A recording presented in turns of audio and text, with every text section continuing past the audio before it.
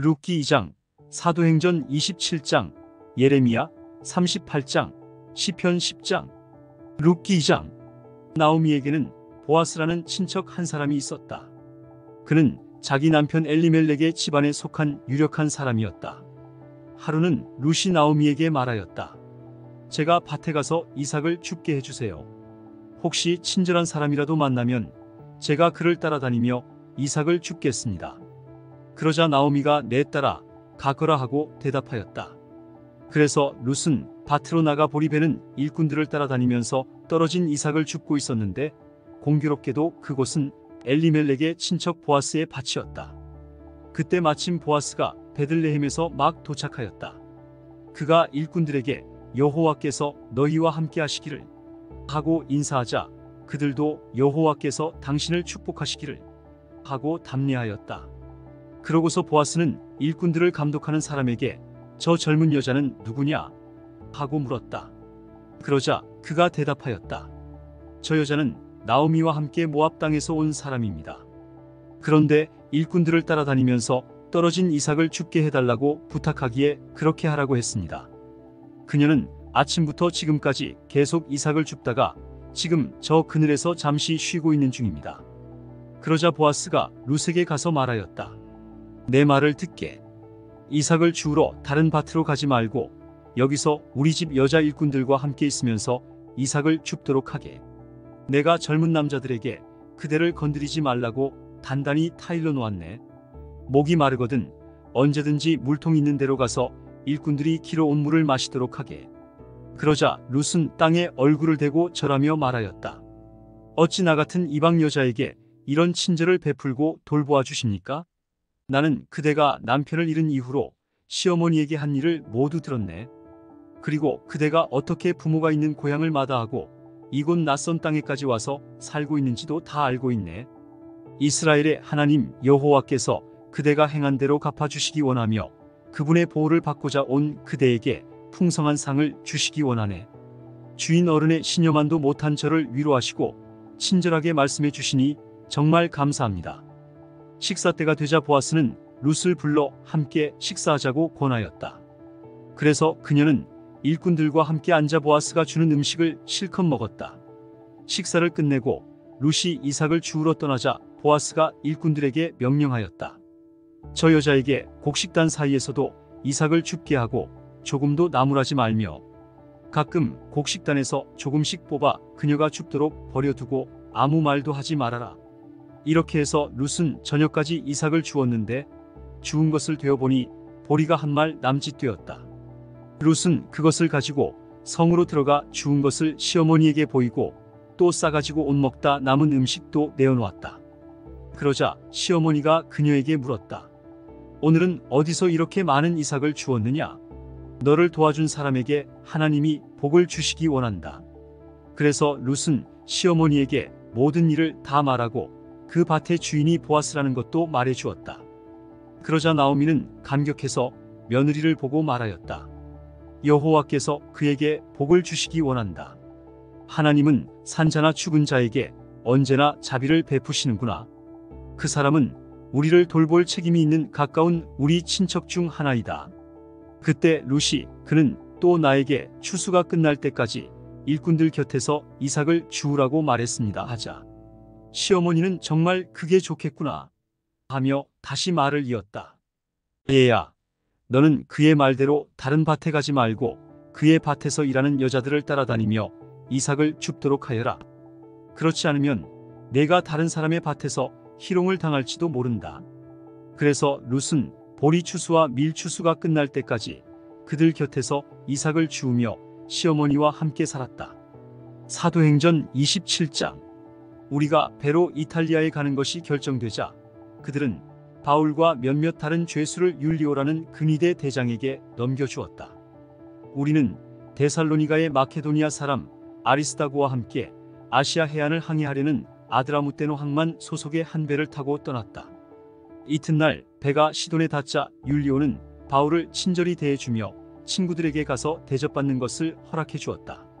그리고 우리는 거기서 떠났으나 바람이 거슬러 불기 때문에 키프로스 섬의 북쪽 해안을 항해하여 길리기아와 밤빌리아 앞 바다를 지나 루기아의 무라에 도착하였다.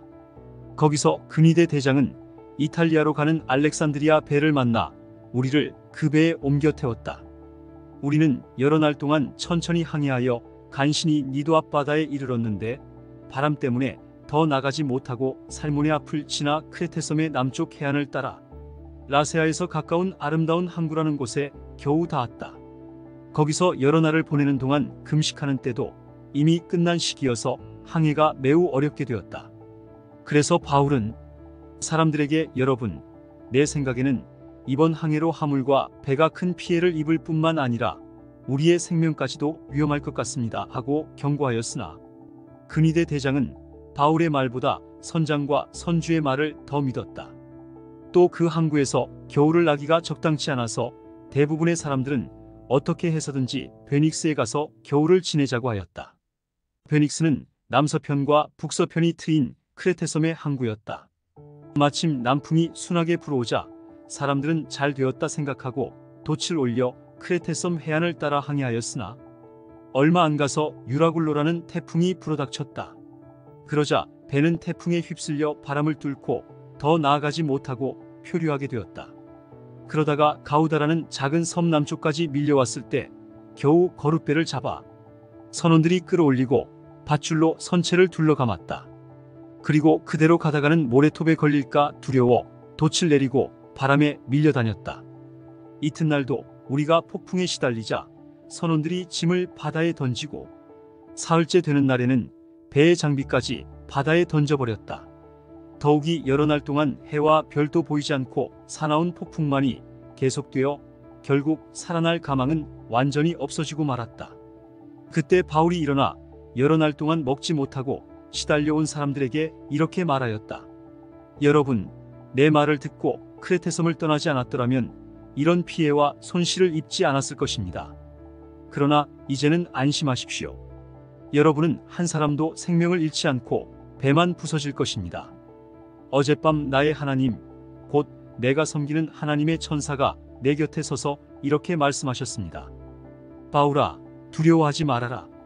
너는 황제 앞에 서야 한다. 그리고 하나님께서 너와 함께 항해하는 사람들을 다 너에게 주셨다. 그러므로 여러분, 용기를 내십시오. 나는 하나님을 믿습니다. 하나님이 나에게 말씀하신 것은 반드시 이루어질 것입니다. 그러나 우리는 밀려서 어느 섬에 가 닿을 것입니다. 14일째 되던 날 밤에도 우리는 아드리아해 부근에서 여전히 표류하고 있었다. 한밤중쯤 되어 선원들이 육지에 가까워지는 것을 느끼고 수심을 재어보니 약 37m였고 좀 더 가서 다시 재어보니 약 28m였다. 우리는 암초에 걸릴까 염려되어 배 뒤편에 단 넷을 내리고 날이 밝기를 기다렸다. 그런데 선원들이 도망치려고 뱃머리에서 닻을 내리려는 체하며 바다에 거룻배를 띄웠다. 그때 바울이 근위대 대장과 군인들에게 이 사람들이 배에 남아있지 않으면 여러분은 구조되지 못합니다 하고 말하자 군인들이 밧줄을 끊어 거룻배를 떠내려 보냈다. 날이 밝아올 무렵 바울은 모든 사람에게 음식을 먹으라고 권하며 이렇게 말하였다. 여러분은 오늘까지 14일 동안이나 아무것도 먹지 못하고 폭풍에 시달려 왔습니다. 그러므로 이제 여러분은 음식을 먹어야 합니다. 이것은 여러분이 살아남기 위한 것입니다. 여러분은 머리카락 하나도 잃지 않을 것입니다. 그러고서 바울은 빵을 들고 모든 사람 앞에서 하나님께 감사 기도를 드리고 먹기 시작하였다. 그러자 모두 용기를 얻어 음식을 먹었는데 배에 타고 있던 사람은 모두 276명이었다. 다 배불리 먹은 후 배를 가볍게 하려고 남은 밀을 바다에 던져버렸다. 날이 밝았을 때 선원들은 어느 땅인지 모르지만 모래 사장이 있는 항만을 발견하고 될 수 있는 대로 거기에 배를 대려고 하였다. 그들은 닻을 끊어 바다에 버리고 동시에 깃줄을 늦추고 앞돛을 올려 바람을 타고 해안을 향해 들어갔다. 그러나 배가 두 물살이 합치는 곳에 말려들어 모래톱에 좌초되어서 뱃머리는 움직이지 않고 배 뒷부분은 사나운 파도에 깨어지기 시작했다. 이렇게 되자 군인들은 죄수들이 한 사람이라도 헤엄쳐서 도망칠까봐 그들을 죽일 계획을 세웠다. 그러나 근위대 대장은 바울을 구하려고 군인들을 제지시키고 헤엄칠 수 있는 사람은 먼저 바다에 뛰어들어 육지에 오르라고 명령하였다. 그리고 나머지 사람들은 널판이나 뱃조각을 타고 가게 하여 모두 무사히 육지에 올라왔다. 예레미야 38장. 마단의 아들 스바다와 바스훌의 아들 그달랴와 셀레미야의 아들 유갈과 말기야의 아들 바스훌이 내가 모든 백성에게 하는 말을 들었는데 그때 내가 한 말은 다음과 같다. 이것은 여호와의 말씀입니다. 이 성에 머무는 자는 누구든지 전쟁과 굶주림과 질병으로 죽을 것이다. 그러나 바빌로니아 사람에게 항복하는 자는 누구든지 살 것이며 적어도 목숨만은 건지게 될 것이다. 그리고 예루살렘은 반드시 바빌로니아 왕에게 정복당할 것이다. 그러자 대신들이 왕에게 가서 이렇게 말하였다. 이 사람을 죽여야 합니다.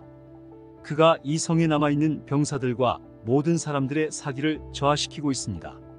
그는 이 백성을 도우려고 하는 것이 아니라 오히려 이 백성을 해치려고 합니다. 그때 시드기야 왕은 그가 너희 수중에 있으니 너희 마음대로 하여라. 나는 너희를 막을 수가 없다 하고 대답하였다. 그러자 그들은 나를 끌고 가서 왕자 말기야의 우물에 밧줄로 달아내렸다. 그 우물은 궁전 경비대 뜰에 있는 것으로 거기에는 물이 없고 진흙탕뿐이었다. 그래서 나는 그 진흙탕에 빠지고 말았다. 그러나 궁중내시 에티오피아 사람 에벤멜렉은 대신들이 나를 우물에 던져 넣었다는 말을 듣고 왕이 베냐민 문에 앉아 있을 때 왕에게 가서 이렇게 말하였다.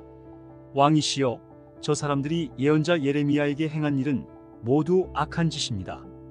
그들이 예레미야를 우물에 던져 넣었습니다. 성 안에 빵이 다 떨어졌으니 그가 거기서 굶어 죽게 될 것입니다.